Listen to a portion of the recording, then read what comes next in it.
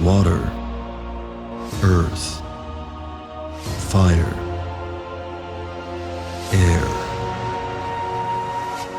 Long ago, the four elements lived in harmony, but then Mortal Kombat came along and added shadow, lightning, smoke, force, illusion, blood, and soul manipulation into the mix, and things got a lot more interesting. In this video, I will discuss something that officially doesn't exist, but that is there written between the lines nonetheless. That something is Mortal Kombat's power system and its overall approach to special abilities, which are kind of brilliant by accident. Power systems or magic systems can be incredibly engaging when done right, and incredibly frustrating if they're too vague or poorly thought out. What's unique about the power system of the Mortal Kombat series is that no one actually thought about it. It's not really a thing, and yet everything I'm about to discuss fits as if it was planned down to the finest detail. Much like other games, shows, or anime, Mortal Kombat has the four traditional elements: water, earth, air, and fire. What's interesting is the implementation. The usage of many of these elements is hidden in plain sight. Kung Lao uses an air current to propel and control his flying hat,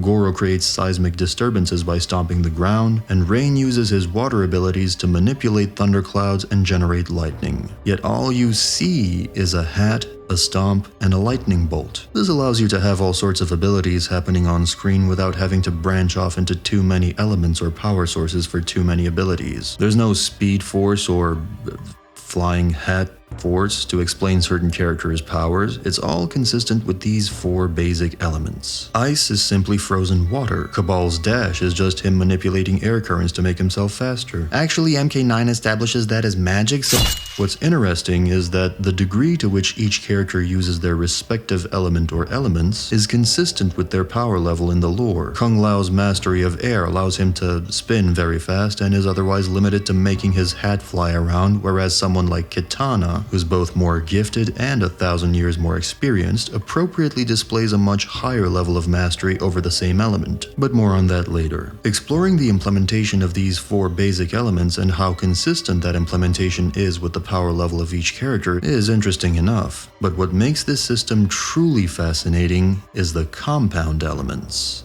Wait.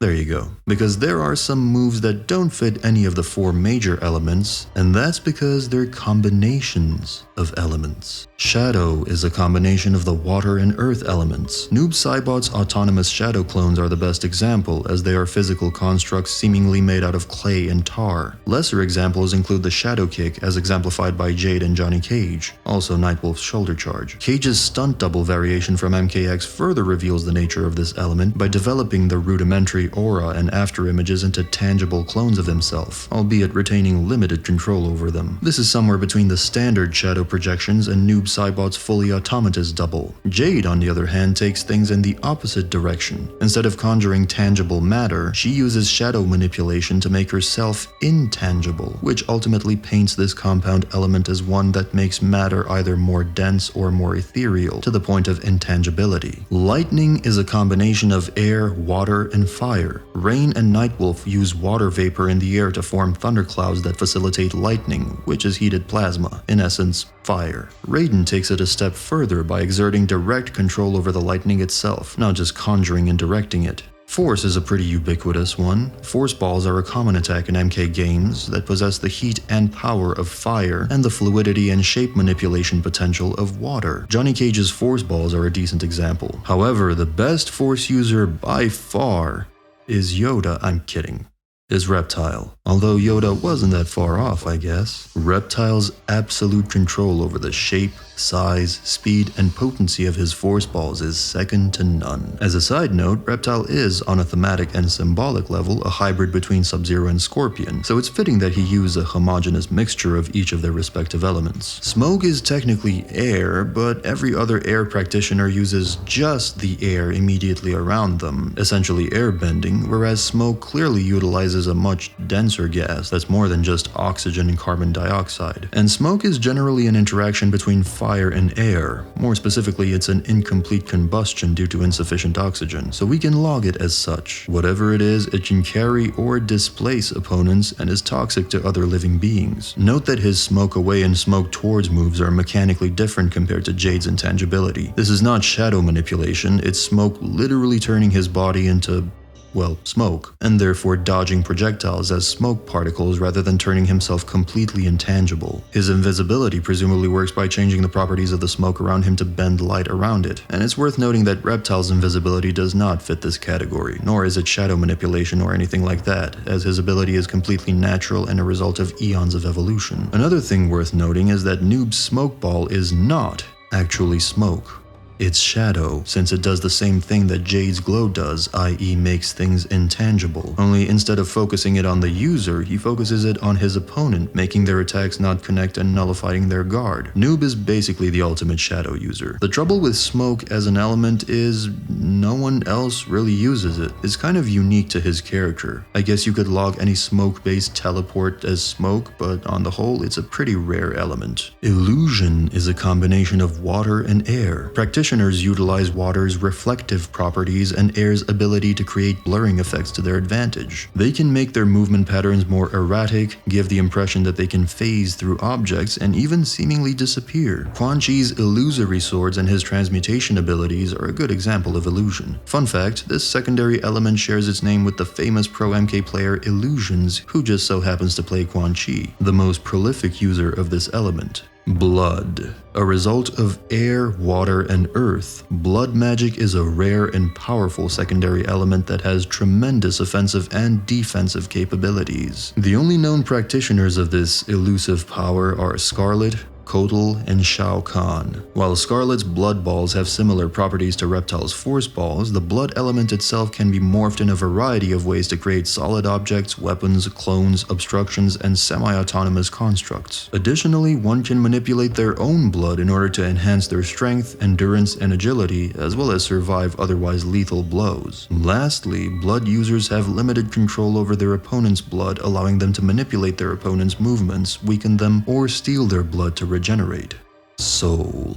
Arguably the most powerful element, soul is a result of combining all four primary elements and is therefore very difficult to even practice, let alone master. Only a select few individuals are privy to its benefits. To control one's soul is to tap into the very fabric of life itself. The soul should not be viewed as an entity separate from the body, but the body itself in conjunction with the mind. Extracting the soul of another means stripping them of everything that they are. Their water, their blood, their cells, their neural patterns, memories, and personality, their DNA. Everything is absorbed simultaneously, and as a result, the recipient has access to the victim's strength, skills, fighting style, memories, culture, and philosophy, even their appearance, through use of illusion. Extracting a soul effectively doubles your overall strength and vitality and leads to a longer life. However, the benefits aren't permanent. The body gradually uses up the extra energy until no excess is left. More importantly, the more souls you steal, the faster the excess energy is used up, to the point where you start to burn up your own energy stores, in essence your own soul, very rapidly. This triggers the soul addiction condition that Shang Tsung is infamous for, where the sufferer needs to keep stealing souls in order to stave off rapid aging and eventual death. A less harmful use of this element involves mastery over one's own soul, and it is believed that doing so makes you immune to soul addiction. However, no evidence to support this hypothesis has been documented. Mastering one's own soul offers the same benefits as soul extraction, just in more limited amounts. One can live longer, be stronger, and think faster by properly manipulating their own soul. Shaolin monks are thought to use this technique to enhance their minds and bodies in combat. More extreme practitioners of this largely forbidden art include Shao Kahn, Shang Tsung, Ermac, Kenshi, and Shinnok. Quan Chi arguably also has a very limited understanding of soul manipulation, a fact he's very self-conscious about in MK Conquest, as his trance moves seem to exert a very small and temporary amount of control over his opponent's soul. However, this could just be a very elaborate illusion technique where Quan fools the victim into thinking that he's their friend and wanting to approach him. Given how they twitch when subjected to the technique, however, it's unlikely that that's the case. Shujinko also seems to be a soul user user. However, it's unclear how he managed to steal people's abilities and fighting styles without killing them. Ermac mostly accesses the wealth of souls in his possession to fight, while only being able to exert limited external soul manipulation manifested by smacking his opponents around with telekinesis. He does not possess the ability to extract and absorb additional souls. Similarly, Kenshi is able to use telekinesis by tapping into the souls within his sword instead of his own or those of others. Such limited use of this element, drawn from such a plentiful power supply, means that neither Ermac nor Kenshi are subject to soul addiction. Cetrion uses all 4 primary elements in battle, so it stands to reason that she has the ability to use soul manipulation, but probably chooses not to. A word on teleportation. Different teleport moves of different characters are the result of different elements and techniques. For example, Raiden's teleport involves him focusing his energy to rapidly move and rearrange his molecules to the chosen destination, while Scorpion actually moves through another dimension to reach his intended location, bending space-time in the process, and the fire and brimstone that appear during one of his teleports bleed over from that other dimension. Melina's teleport is an illusory technique, while Noob's is, again, nothing more or less than a portal opened to and from the Netherrealm. The specifics of Ermac's teleport are unknown. Since he has so many souls to draw power from, his teleport could be